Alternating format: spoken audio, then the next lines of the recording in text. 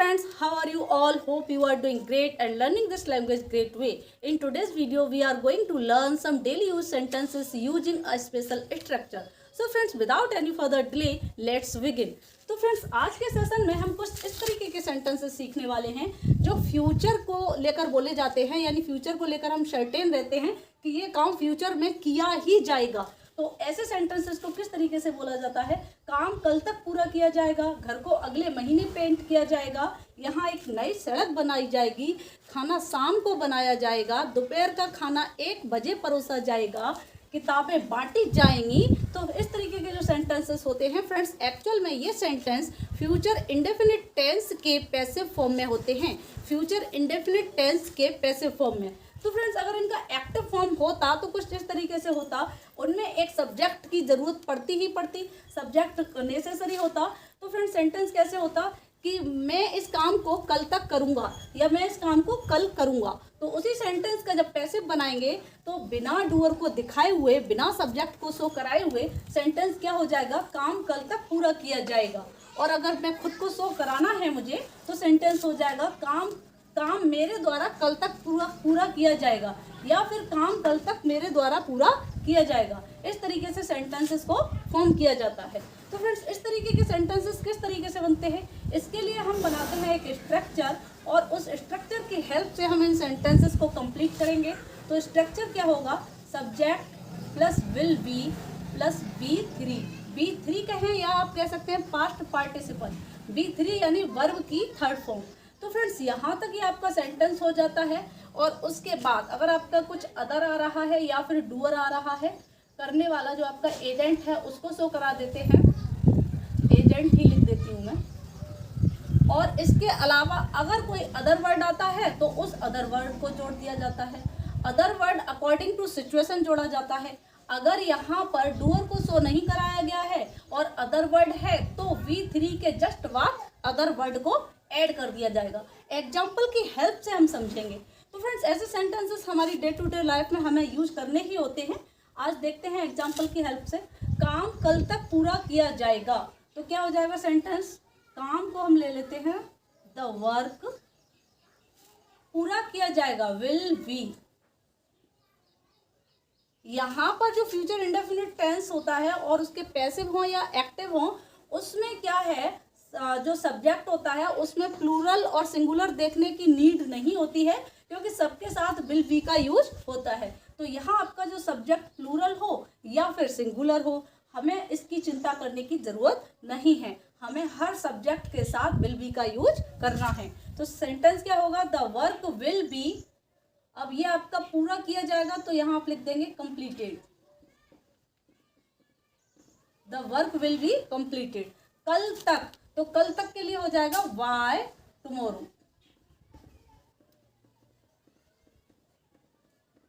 तो फ्रेंड्स, अभी आप यहाँ पर कुछ कंफ्यूज हो रहे होंगे कि यहाँ पर अभी तो जस्ट मैंने बताया कि यहाँ वाई के साथ एजेंट का यूज होता है, यानी जो कर्ता होता है सब्जेक्ट उसको लिया जाता है। जैसे अगर मैं सेंटेंस बोलती काम कल तक मेरे द्वारा पूरा किया जाएगा, तब होता the work will be completed by tomorrow by me. इस तरीके से होता, तो 2 बार बाय आता। तो फ्रेंड्स, ये वाला जो बाय है, एक्चुअल में ये वाला बाय नहीं है।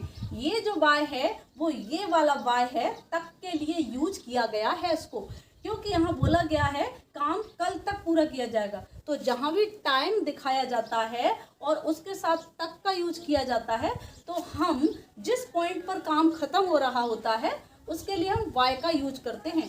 हालांकि टाइम को शो कराने के लिए हम टिल का यूज भी कर लेते हैं, लेकिन बाय का यूज तब करते हैं जब वहां पर फिक्स पॉइंट दिखाया जाता है, यानी काम अभी भी हो रहा है लेकिन आज के बारे में नहीं बताया गया, सीधा कल के बारे में बताया गया है, इसीलिए मैंने यहाँ बाय का यूज किया है। काम कल तक पूरा किया जाएगा, the work will be completed by tomorrow. वैसे हम टिल का यूज भी कर लेते हैं। ये मैंने अगली एक प्रीवियस वीडियो में ये सारा टिल का और वाई का डिफरेंस समझाया भी है।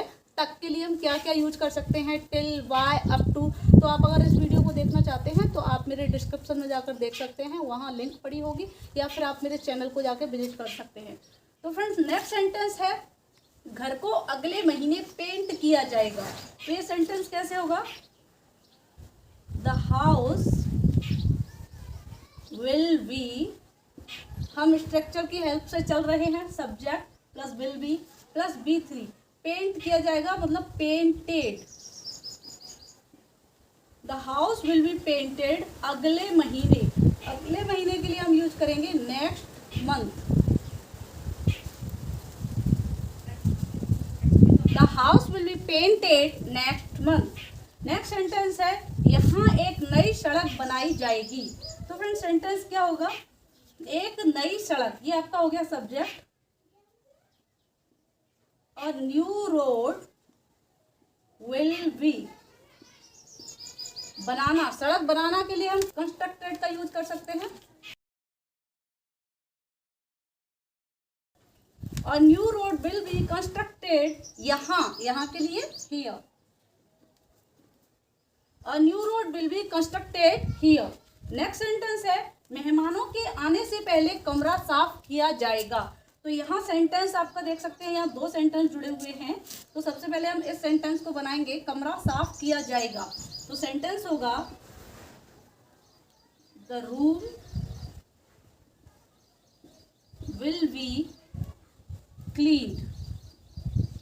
The room will be clean, मेहमानों के आने से पहले, आने से पहले। तो पहले के लिए यूज करेंगे बिफोर, और उसके बाद मेहमानों के आने। तो ये जो सेंटेंस है, ये सेंटेंस आपका प्रेजेंट इंडेफिनिट में बनेगा।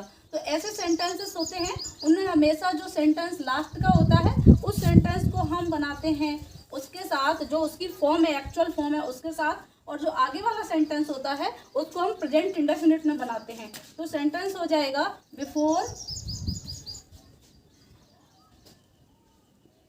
Gets arrive. Before gets arrived, the room will be cleaned before gets arrived. Next sentence है गेट रात 10 बजे बंद कर दिया जाएगा। Translate this sentence down below in the comment box, then I will reply your sentence is correct और incorrect. Do reply, don't be lazy at writing.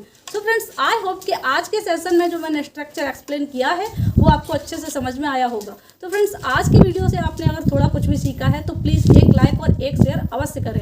If you found this video helpful, please like, share and subscribe. See you in the next video.